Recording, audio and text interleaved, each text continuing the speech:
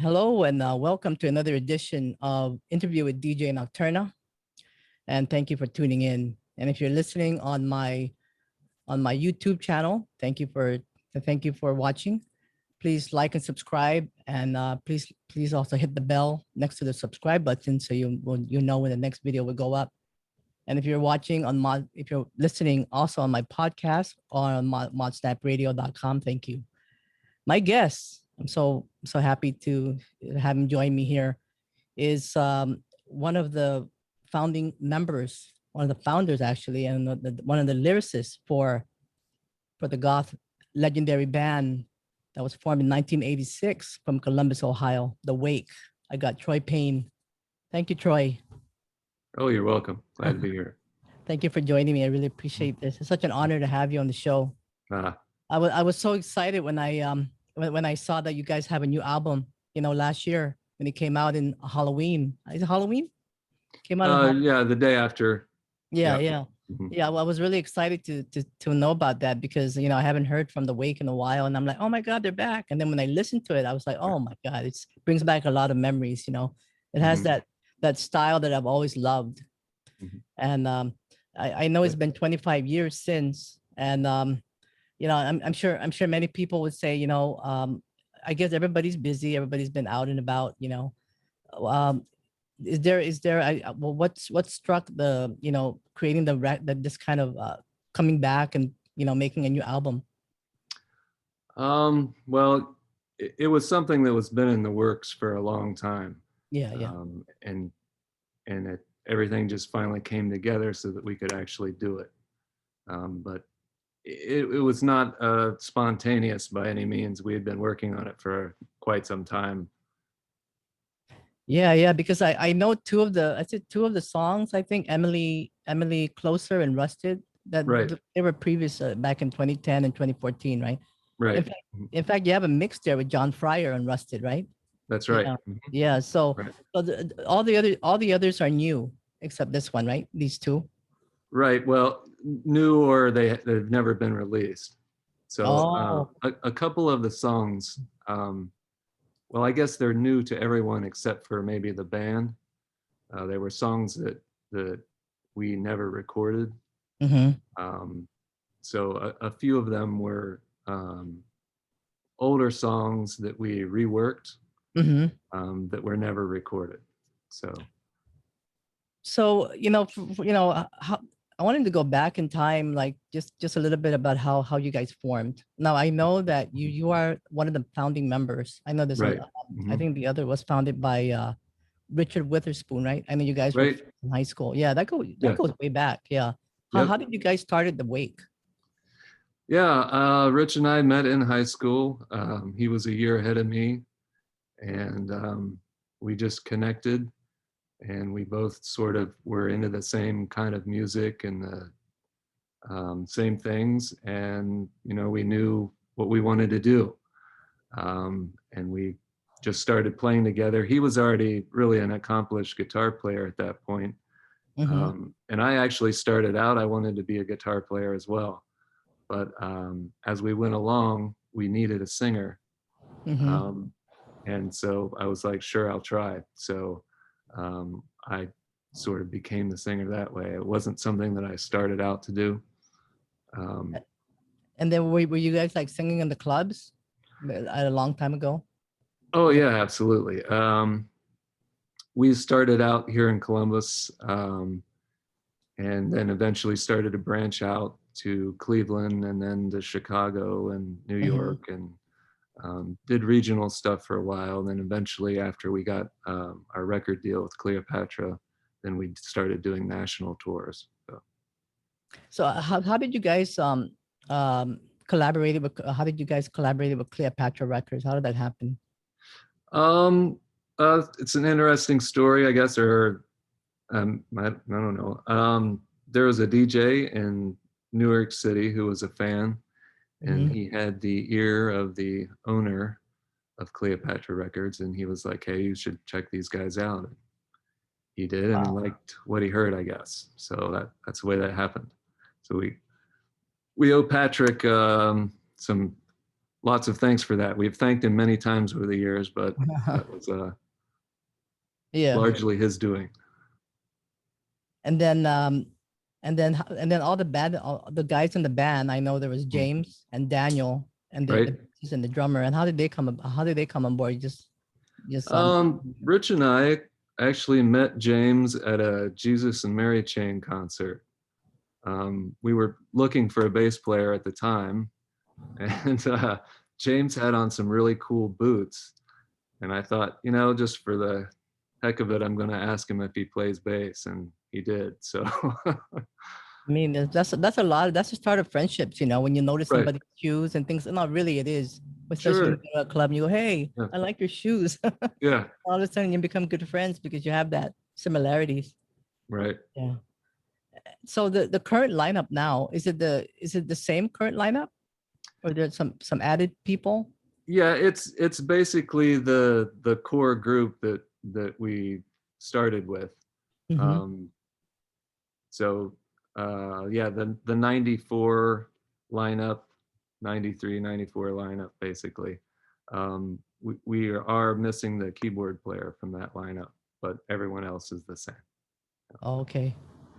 And so this album came out in like last year Halloween. It's called Right. Perfumes and Fripperies. Hmm. And is there, I love the title. Is there a story behind that? Yeah. Uh, so I just liked the word, I guess, Mm-hmm. fripperies, and it's sort of a throwback word. And I think I've said before, but it was sort of I thought of the record as sort of a collection of things, and um, I guess the song really, Perfumes and Fripperies, came first. And Oh yeah. Yeah, great song. oh, thank you. So that was sort of just a collection of things, and the idea that I guess that in life not all things last, Mm-hmm. That's and true. especially some of the sweeter things maybe that you associate with your youth and different things like that. And that's where that title sort of came from. So are most of the songs in there? I know you guys. Yeah, I mean there are other songwriters, right? I mean I know you're one of them, and you're all like you all contribute, right? And Yeah, for the most part, on this record, I would say it was probably um, in thirds, with me writing a third of the material, Rich writing a third, and then full band third. So and this album has 11 tracks on it, and is that correct? There's 11 right, tracks. yeah, Yeah. with including the bonus track, Oh, yeah. the bonus track is that Rusted? Yeah, that's the Hertz Healer mix Oh, with okay. Oh, Caroline okay. Blind. Yeah. Yeah, Uh-huh. Oh, yeah, yeah. I see that. Okay. yep, And yep. one of the songs I believe is called Everything. Hmm. That's you included there. That's David Wolfenden, right? Right, yeah. From Red Rory, Yellow Rory. Yeah. Hmm. So yeah, how did you get him to be a part of the of that song? Rich was actually collaborating with him on some other stuff, and Rich was a huge Laurie's fan, and he had just reached out to David on a whim to see, if he was interested. So that was really cool.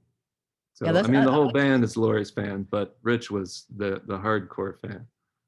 yeah. No, that song's a little more personal, right? That song. Sure. Oh, Yeah. yeah. Yeah. Lyrically, yeah, it was about my dad and Mhm. his death. So Yeah. yeah.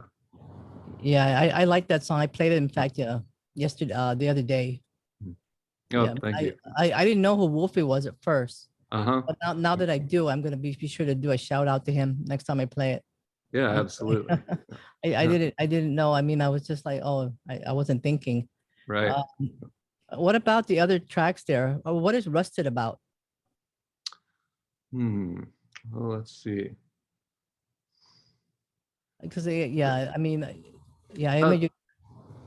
I guess it's sort of, all these things are sort of in similar veins or similar themes, but um, Rusted is sort of the same thing. Basically, feeling Hmm. the effects of time and what it does to your body and just your psyche and just the effect of that experience over life is really what I guess the boiled down version of what Rusted is. And I know there's a remix version of by John Fryer, the Mhm. legendary producer. How'd you guys get him to do a remix on that one? Same kind of thing. We just reached out to him. We were big This Mortal Coil fans and Mhm. Hot Two Yeah. Twins, and reached out to him. Yeah. So, do you guys have any? I know it's kind of too early to say there's any live shows. Everything is just opening up. Right. Do you guys have any? I'm sure you guys have some plans in the future. Do you guys miss live shows? Because I know Um, you guys did a lot of live shows back in the day. yeah, back in the day, definitely we did a ton, and there's been a huge span of time where we've done none.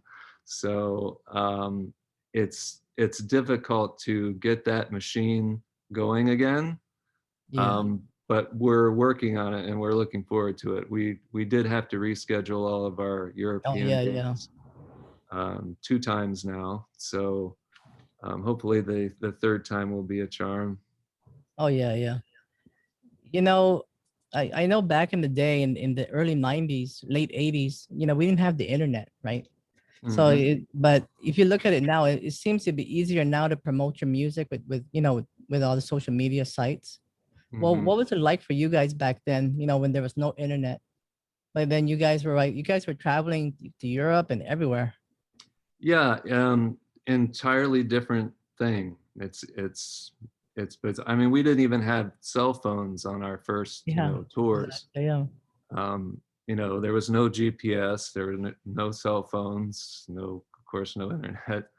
Um, then, later, the later tours, the internet was around, but not in the same way that it is now. Mm-hmm. Um, Yeah. Totally not the same creature as it is. Um, so yeah, it was different, and it was a lot. It was, you were calling the promoter when you got close, to the Oh city, yeah. and they were giving you directions. You're on the payphone somewhere, Oh yeah, um, yeah. getting directions to the club, which not everyone is great at giving directions. So that always, was an adventure. I Um, know. Such amazing. It's so amazing now. Everything is different. Everybody just knows how yeah, to get somewhere. And you sure, even know what the place looks like before you even get there. right, Yeah, but yeah, I could imagine, being like young back in the early days, you're just mm-hmm, starting out in music and you're like, oh my God, I gotta call this person. People mm-hmm, email. I mean, we still email, of course, sure, but yeah, no phone. That's why I'm just and you can't, now everybody promotes things through the internet, yeah. Facebook and social media. But back then, people had posters and all Right. these Yeah. things. It was posters, and I mean, once we were signed to the label, Oh yeah, the we label. were sort of dependent on them to get the promotional stuff out to wherever we were playing, or to promote the albums also.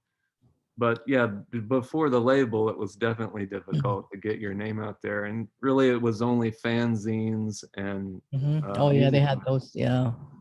Um, So your earlier album, the first one, Mask from mm, 1993, came out, right? right. Is there like a particular track that you like there that I guess that opened up the doors for the Wake? Hmm.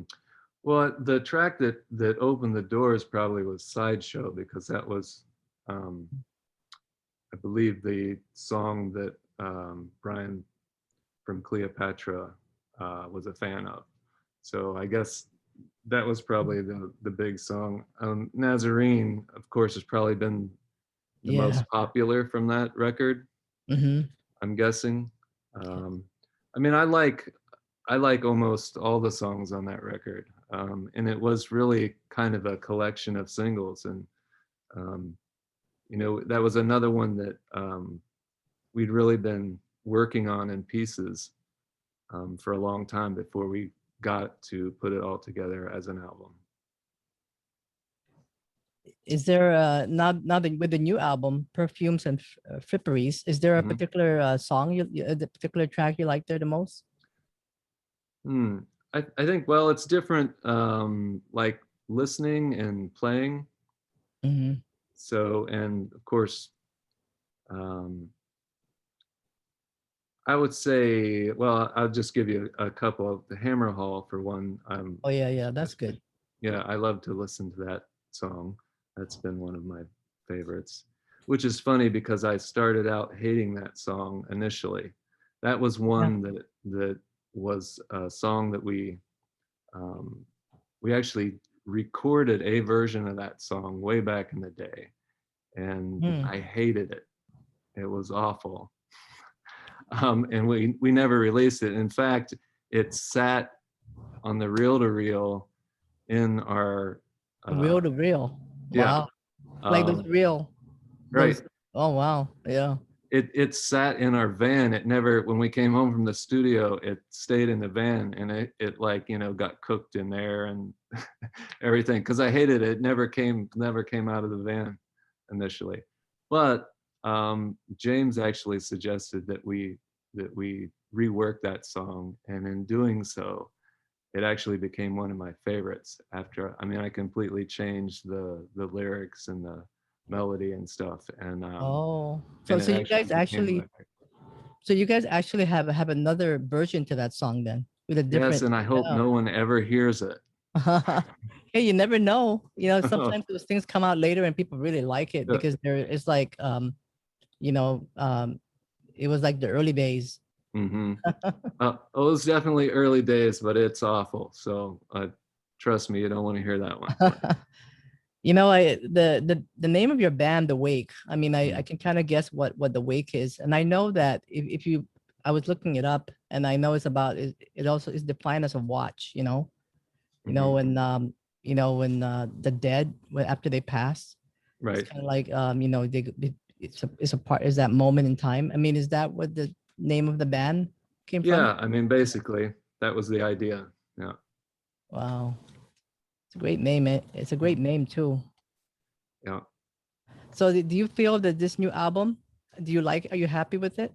With the new album? yeah, absolutely. I mean, there are always things, especially as time goes by, that you listen to and wish that you could tweak a little, or maybe that Yeah. you had done a little differently. But as a whole, I'm pleased with it, definitely. Um, Well, it certainly is a really good comeback, and I'm really excited for it. I've been playing some of the songs, great.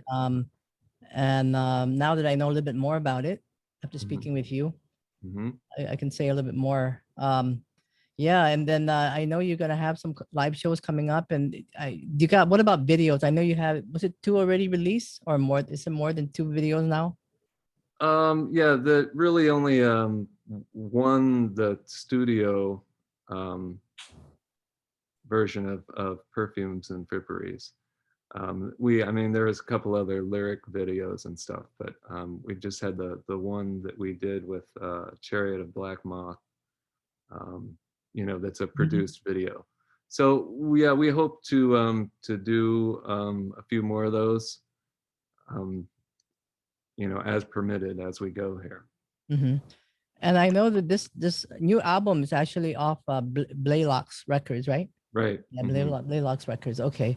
And if somebody wanted to get more information, I know you have a website, thewake.com, and you also have a Right. Bandcamp page, thewakeband.bandcamp.com.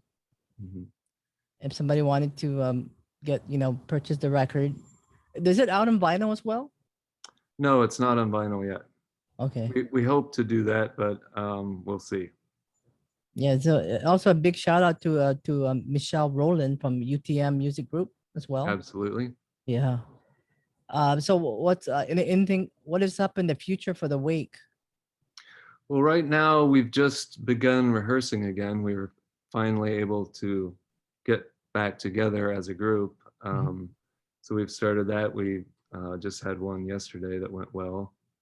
Um, so that's encouraging. We just got to keep going with that, and we hope to, like I said, get a few more videos out, and then next year we'll be playing live. Yeah, next year. Yeah, I believe so. I believe it's more promising next year. I mean, people are doing it now, Hmm. slowly. Right. Yeah. All right. Yeah, that's, I mean, it's an easier proposition to do in the States here locally. But yeah, as far as out of country stuff, it's just really, it's just not doable yet. So Yeah. we'll just have to wait and see. Yeah. Well, thank you so much for being on the show. Sure. I'm really congratulations on the new album too, and I really do Yep, like thank it. you. I mean, it's a great comeback, and it brings back a lot of memories, for such a great time when I don't know how you could categorize, gothic rock, or how would you Right. guys categorize the Wake? Um, it's sort of, I mean, to me personally, it's a thing by itself. But I Hmm. mean, I've said before, I totally, embrace the goth label. As I understand that, and I'm fine with that as a descriptor. So Go ahead. no, so I was gonna say this. The whole band lives in Ohio as well. Yeah, Oh, we're in different cities, oh. somewhat, but yeah, we're all in Ohio. How is there a goth scene in Hawaii? Is it a big scene? No. Oh, No, especially not in our hometown. It's at least back in the day, it hold on one was second here. Got non-existent. my, Up at a technical. 1 second here. Having some problems with my headset. All right, there we go. Yeah, Yeah, I was just saying that there's not much of a goth scene um, oh, in Ohio, especially not in our hometown, Columbus. no, that's amazing though. You guys came from there, and uh, you know, you guys were able to travel and do all those other things. Yeah, And yeah, yeah, well, I'm super excited to play this interview, and thank you for joining me. great. Thank you for having me. Thank you for being my guest. Really appreciate it. Troy Payne. Okay, let me just so once again, thewake.com for more details. Also thewakeband.bandcamp.com for the album Perfumes and Fripperies. Thank you. Okay, one moment. Okay, let me just